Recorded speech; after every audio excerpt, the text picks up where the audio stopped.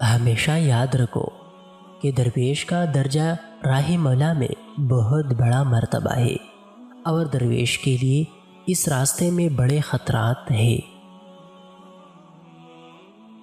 غنی کا نام ہی صرف ذات باری تعالیٰ کے شایان شان ہے، اور مخلوق اس نام کے مستحق نہیں ہو سکتی۔ یاد رکھو، جو کوئی لباس اولیاء کو کسب دنیا کے لیے اعلیٰ بنائے گا وہ اپنے لیے آفت مول لے گا۔ صوفی وہ ہے جس کے ایک ہاتھ میں قرآن اور دوسرے میں سنت رسول صلی اللہ علیہ وسلم ہو۔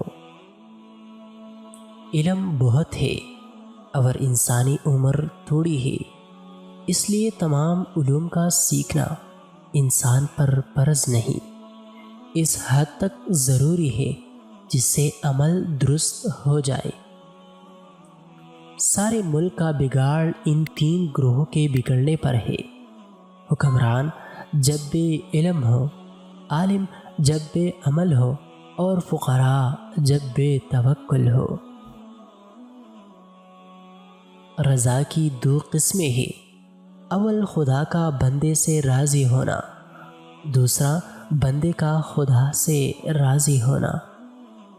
غافل امراء، کاہل فقراء اور جاہل درویشوں کی صحبت سے پرہیز کرنا عبادت ہے۔ جس کام میں نفسانی غرض آئے اس سے برکت اٹھ جاتی ہے۔ مسلسل عبادت سے مقام کشف و مشاہدہ ملتا ہے۔